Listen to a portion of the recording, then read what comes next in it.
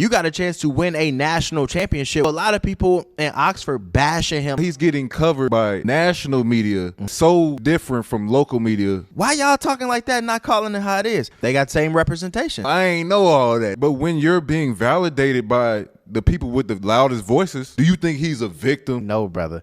You really don't understand how the media game works. They are all Pulling working back with one the another. veil on what's really going on here. One got the numbers, one let the game on. Two different voices, never the same. Mic on fire when the truth collides. It ain't just one story, must be two sides. Must be two sides. Speaking about how the media works, just to dive a little deeper in that, man. I know you brought up a situation to me, you know, the Lane Kiffin situation, Facts. a huge situation that's going on right now just because of all the layers to it.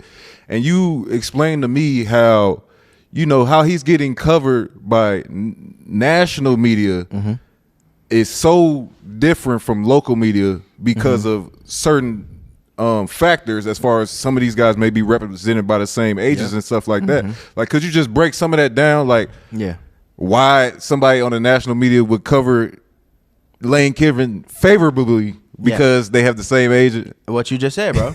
They got same representation. So, like, all right, it's, when I keep saying there's levels to this journalism thing, like there really is. Like, it's like newspapers, beat writers, then there's local TV people, and then there's network analysts and things like that. The people you see on NFL Network, the people you see on ESPN, etc. So when Lane Kiffin stories came out, you saw a lot of local reporters in Oxford and Baton Rouge like, oh, this is what he's going to do. This is what he's asking for. Oh, why can't he do this? Like, yeah, basically, you know what I'm saying? So you got people in Baton Rouge like, you need to get your butt here. We got better resources, better facilities, better players, better state, etc. Then you got people in Oxford like, what you mean? Like, right. The way NIL is changing, like you got everything you can ask for here. You 11-1 right now. You going to the college football playoff. You got a chance to win a national championship with the school that they say don't have resources. So a lot of people in Oxford bashing him like, you doing the players wrong. Like, you leaving in the middle of this, like basically the middle of the playoff hunt. Like, and you leaving to go to another team and you putting this narrative out there. Oh, they wanted me to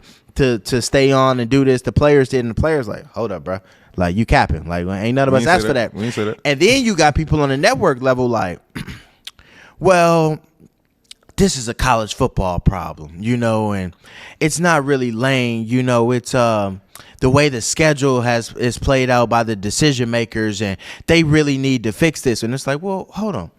Why y'all talking like that and not calling it how it is? Oh, wait, because y'all got the same representation. And ESPN, NFL Network, they all work with one another. So they break news. So it's like, yeah, our 4 top analysts for college football game day probably all got the same representation. You know who also represent them coaches? The same firm. So it's like, all right, we working in lockstep with one another. So, all right, yeah, there's reports that Lane go here, this and that. Well, let me go ahead and let me leak it to ESPN. Let me go leak it to them so they can kind of get their articles ready. They can get everything ready to roll. So they got the breaking news bug, everything. So then they able to provide a layer of context that we're not able to provide because, or should I say that we don't want to provide, because they are represented by the same firm. They're under the same umbrella. Whereas us, we can be truthful about the situation. Like, nah, what you did was wrong. And whereas the network, like Nick Saban said it, he said something about Ty Simpson needing to stop moving around when he's changing audibles and stuff like that. And Pat McAfee said, oh, did you tell him that? Or, you know, blah, blah, blah, you know, this and that. And Nick Saban said, well, this is typically the platform where we release those type of stories and break those type of stories. Just like, see, like they are all pulling working back with one the another. Veil on what's really going on here. Like, you know, I ain't know all that. Nah, see what's going on. I'm gonna look at it a little different. Because when you want to find the real context of what's going on a day-to-day basis with these teams, you follow beat writers. You watch local news. You pull it up. They got the day-to-day, what's been going on since this player was drafted, etc. Whereas when it's time to get released, when it's time to get traded, when there's money on the line, you're hearing it from the networks, because these GMs calling the Shams and the Toms and the Adams like, yo, I need you to put this out here that we offered this contract to this player, blah, blah, blah, blah, blah. So if it gets out there that he turned it down, he's going elsewhere. Well, this is what was offered. This is on the table. So they able to provide a layer of context, because you know why? They got shows called College Game Day Live. They got shows called NFL Live. They got to fill 30 to 40 minutes of context. And they can't fill that show with content if they ain't getting no insider information from somebody. So that's why when I always tell you, like, when players get mad, like Joe Mixon, for example, this year, Ian Rappaport came out from NFL Network, said Joe Mixon is done for the season. You know, he's probably going to end the season on IR. Joe Mixon tagged his agent like, what is Buddy talking about? He just want clicks and this and that. Like, it's like, no, brother, you really don't understand how the media game work. Like, somebody in your organization called him and gave him that content for that show. That's how that worked. Fair enough, man. So, hey, check y'all agents, bro, because they going leaking. behind. They going leaking. behind your back. They leaking, bro. for sure. They going behind your back, man. So look, man. So what side of the fence would you be on as far as Lane Kiffin and his situation? Do you think he's a victim of what's going on, or do you think it's you know, he trying to go get that bread? Of course. What this man goes in his opening press conference and said, "I didn't even see the numbers." That's a lie. Lane, that's cap. Don't do that. He's playing victim this whole time, and I don't think that he gets to play victim for the simple fact that you were already a multimillionaire when it came. But to when you're being validated by the people with the loudest voices, you could do whatever you want. Like right? you said, he called Pete Carroll, he called Nick Saban, and I'm pretty sure they all got the same representation.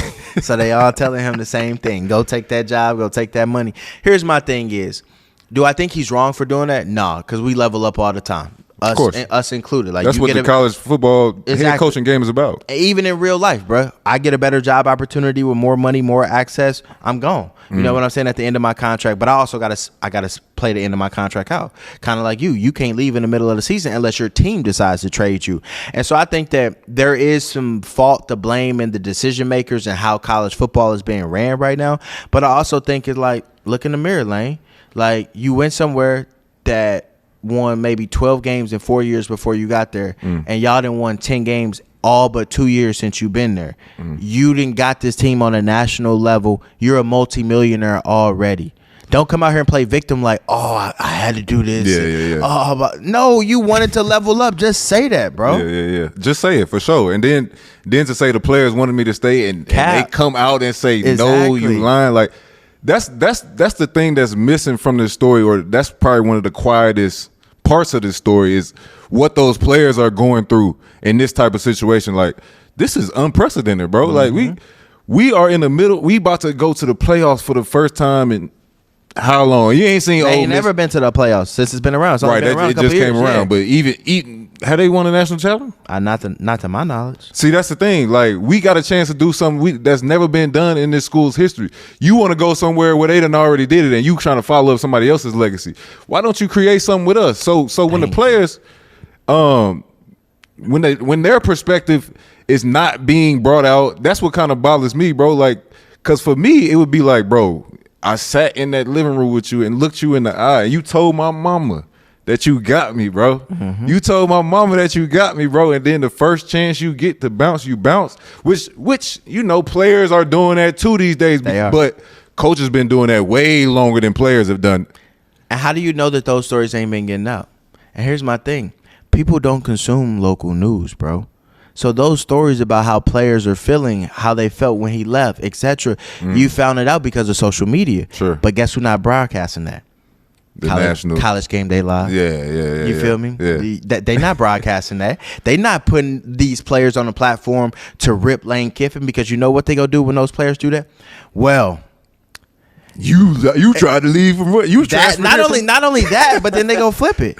Well, it's the schedule that we fall under. You know, like if he stays there, he doesn't have a chance to recruit, and he has to do what's best for himself and his next team next year, and that's the lane they go spin. So it's like those players have very small voices. Local media like myself have very small voices when you're talking about national networks that have these 2 to 3 hour long shows and all this content. So is that something that y'all do as a local media member? Like, are y'all able to put a microphone in front of these college football players? Because I know a lot of times they are shielded from the media. For sure. Are y'all able to go and get these interviews? Is that something y'all can do?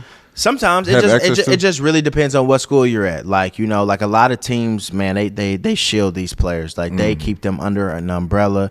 You can't get around them unless it's game day, or if it's at a podium press conference. One-on-ones are rarely available. It just really depends on where you are. Like, we have a partnership with the University of Minnesota, and we get one-on-ones for coaches shows. coach. You don't get one-on-ones during the week. You don't even get access to practice to see what's going on. And we a partner. Like, you should be able to go watch and develop stories and be like, man, this player's the life of y'all program. Always brings the juice at practice. Let me feature him. Can't even do that. So yeah, these universities don't want these players putting out narratives and stuff like that. Like, so the AD came out and basically said, while the players were doing it at Ole Miss, he said, look, there's a lot that has been said by Lane Kiffin the last couple of days about what transpired the last couple of days. Said not a lot of it is true. Right. And like Caleb Odom tweeted out, like, you didn't even have the courage to come say this stuff to our face, like blah, blah, blah. 30 minutes later, that tweet was deleted. Probably because somebody from the university told him, yo, you need to delete that tweet. Like, we was at Carbondale. We had a situation where we was cracking some jokes on one another, and you had somebody, this man, Mike Cole. Hey, we don't need to get into the specifics. We not going to get into the specifics. We don't need to get into the specifics. But this man literally had somebody reach out to him. We are at Carbondale, not a big FBS school. FCS school is what we were. And he was tweeting some things. We was tweeting some things. And a coach approached Mike Cole like, yo, you need to calm down on Twitter. You need to get off Twitter. And Cole said, I started a campaign. # stay off my ish. Hey, look, don't deep dive into my Twitter, none of that, because it's gone. It's gone. # stay off my ish. And that wasn't what he was saying. It was stay off. But that's what I'm saying. So, like, these bigger players, bruh, NFL players, college teams, you name it, they got people who monitor that stuff. So, like, 100%. You say something that you ain't supposed to say, take it down. Like, I made a mistake when I first got to the NFL. I posted a picture of Kirk Cousins in the locker room after a game. Didn't know the rules that we couldn't take pictures of these guys, and because I seen NFL films. Now you ain't supposed to take no picture in no locker room. Well, NFL films was filming it, so I'm like, oh man, that's a good shot. So I took it. I said, Kurt's dejected after the game. Not even 2 minutes later, bling, bling, bling, Vikings bling, media member, ain't no bling bling. Vikings media member walked over to me. You can't take pictures in here. Take that down now. Ooh. Kept moving. Oh, he hit you in person. They're monitoring. They all follow us.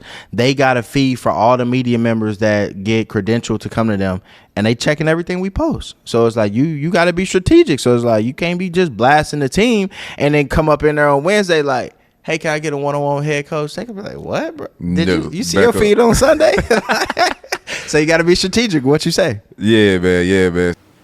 Thank you for watching and sticking around to the end of this video about Lane Kiffin and the two sides of his media coverage, local and national. We dive in deeper on how local coverage and national coverage differ and why it's important. Right here at this link. Make sure you join us. Stand for the truth, otherwise take a knee. Made it to the league, now we gotta take the lead.